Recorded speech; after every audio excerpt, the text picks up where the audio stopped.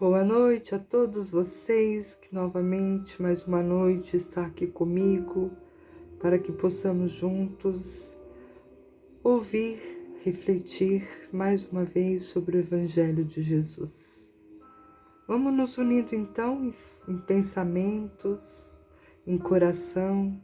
Vamos pedindo ao Mestre amado que tranquilize a nossa mente, que acalme o nosso coração, que amplie esse pensamento para que nós possamos entender melhor o Evangelho que será trazido esta noite, para que tenhamos uma percepção mais ampla das palavras do Cristo e desta forma podermos deixá-lo fazer moradia dentro de nós e que ele promova essa mudança que tanto necessitamos.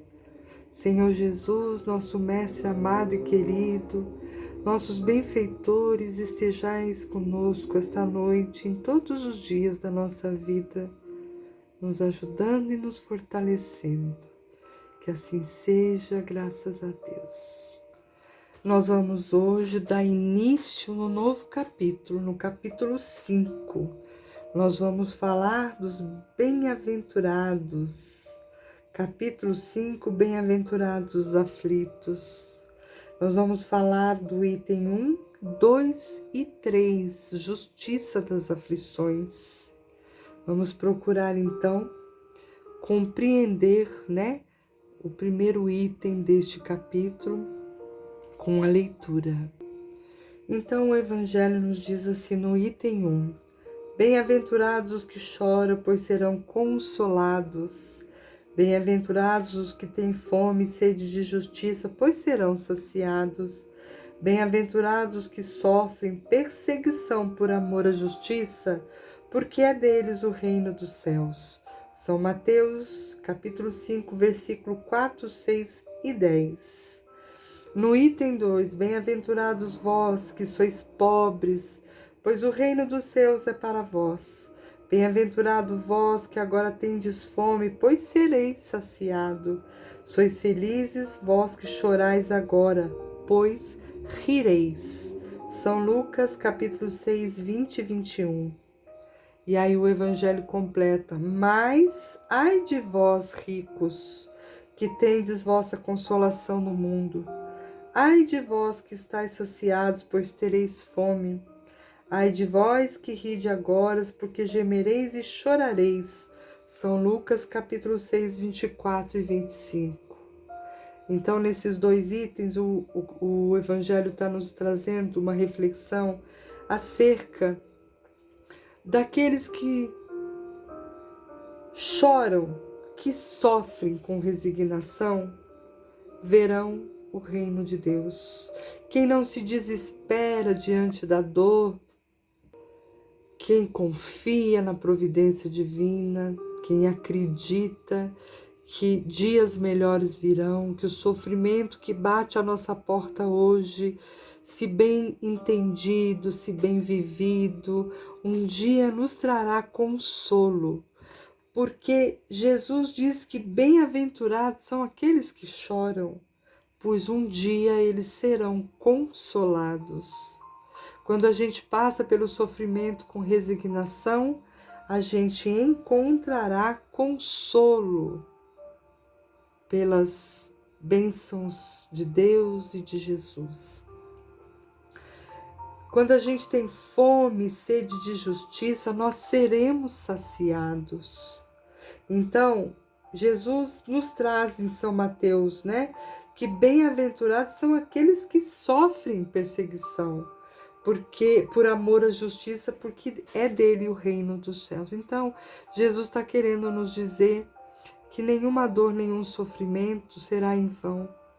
Nós sabemos que a gente passa, pelo processo da dor, da doença, do sofrimento, por um motivo, por uma razão. Nós estamos expiando nossas provas, Se a gente se resigna a passar por essa dor e por esse sofrimento, haverá para todos nós um consolo na vida espiritual, no reino de Deus. E aí Jesus, fala lá, através de São Lucas, que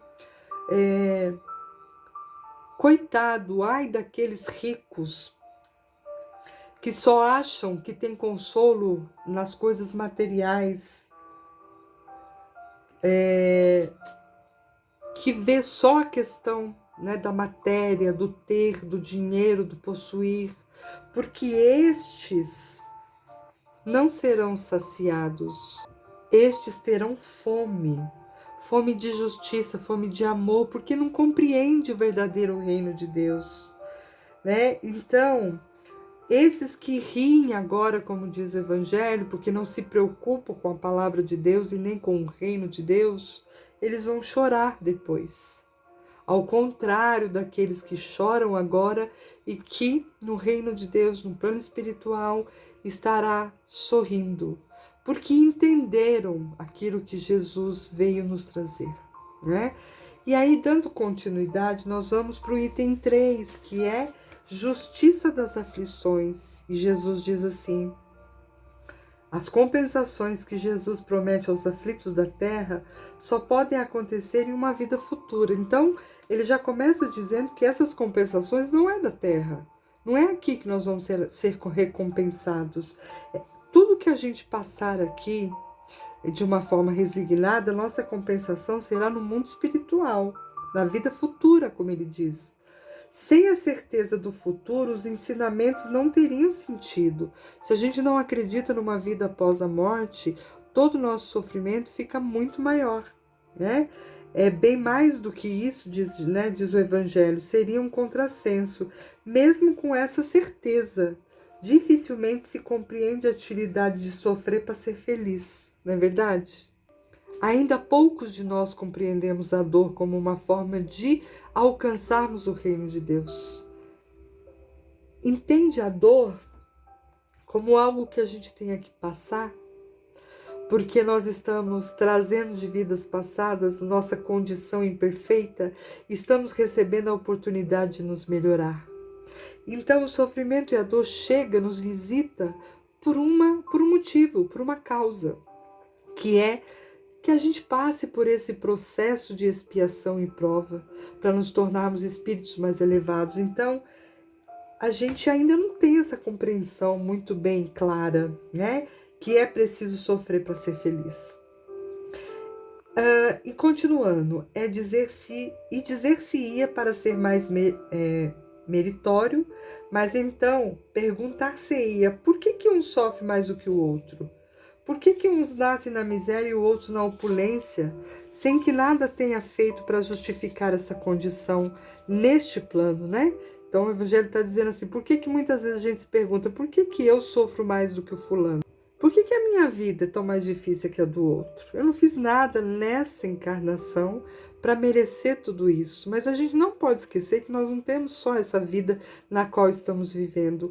E se a dor nos visita, se o sofrimento nos visita, possivelmente é uma necessidade que eu tenho de passar por aquilo, seja através de uma doença, de uma perda, seja através da falta do dinheiro, de todas as dificuldades que a gente tem enfrentado.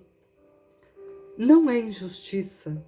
Nós precisamos passar por isso, porque de alguma forma isso é preciso ser entendido, compreendido. E aí, continuando, por que para uns nada dá certo, enquanto que para outros tudo parece sorrir? Todavia, o que ainda menos se compreende é ver o bem e o mal serem divididos de forma tão desigual entre o vício e a virtude, em ver os homens virtuosos sofrerem ao lado dos maus que prosperam. A fé no futuro pode consolar e infundir paciência, mas não explica as anomalias que parecem desmentir a justiça de Deus. Então, para a gente entender essas desigualdades, o sofrimento mais de um do que o de outro, é preciso que nós entendamos a encarnação, as várias vidas que nós já vivemos, para que desta forma a gente possa pensar que nós não estamos sendo injustiçados, nós estamos passando pelo aquilo que a gente precisa passar. Então não é injustiça de Deus dando mais a um do que a nós. é oportunidade que nós estamos tendo de olhar para a dor e para o sofrimento, passar por ela com resignação, para que a gente possa se tornar, né, subir mais um degrauzinho, como eu gosto sempre de falar, né, para a nossa evolução. Continuando, entretanto, desde que se admita a existência de Deus, ninguém pode concebê-lo sem o infinito das perfeições. Ele necessariamente deve ser todo-poderoso, todo justiça, todo bondade, sem o que não seria Deus. Se é soberanamente bom e justo, não pode agir caprichosamente, nem com parcialidade, né? Deus não pode dizer: ah, você é mais bonito do que você, então vou te dar mais do que para o outro. Isso não, né, não condiz com a bondade infinita e justiça de Deus. Então, logo as dificuldades da vida têm uma causa. E sendo Deus justo, esta causa também é justa, que é o que eu acabei de falar. Se estamos passando pelo que estamos passando, seja lá o que for, é porque nós temos necessidade deste aprendizado. Mesmo que a gente ainda não entenda isso, se a gente se aprofundar nos conhecimentos da doutrina espírita, nos estudos do Evangelho, do Livro dos Espíritos e de todas as obras de Kardec, a gente vai compreender que essa dor e sofrimento tem um porquê de ser. Eis o que cada um deve se compenetrar, diz o Evangelho. Deus encaminhou os homens na compreensão desta causa por meio dos ensinos de Jesus. E hoje, julgando-os o suficientemente maduros para compreendê-la, ele a revela completamente através do Espiritismo, ou seja, pela voz dos Espíritos. Então, né, o que eu falei, quanto mais a gente compreende a doutrina espírita, mais esclarecimentos nós teremos em torno de toda a dor e sofrimento pela qual temos que passar. E trabalhar a nossa resignação nos faz passar por tudo isso de uma forma melhor, compreendendo que não é castigo, compreendendo que é necessidade do espírito ainda muito imperfeito. Então, dessa forma, a gente, né, fica hoje com a reflexão dessa lição, que todo sofrimento na nossa vida, todas as dificuldades da nossa vida precisa ser bem olhada, bem compreendida, e resignadamente a gente tem que passar por tudo isso, porque são provas que nós precisamos passar para que o nosso espírito possa evoluir. Ok? Na próxima semana a gente dá continuidade aí no capítulo, também falaremos aí de outros temas importantes para a nossa reflexão. E agora, nesse momento, eu convido vocês para fazer as nossas vibrações. Eu peço a vocês que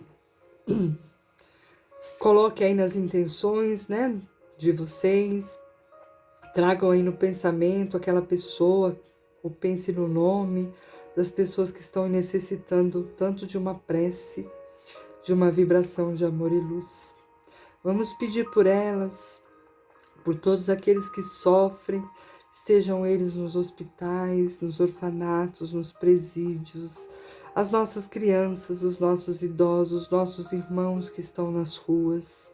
Vamos envolvendo a todos nessa vibração de amor e de paz, pedindo ao Mestre, a Jesus e aos nossos benfeitores que envolva cada uma dessas pessoas numa grande luz, num grande círculo de amor, para que possam passar por essas dificuldades mais fortalecidos.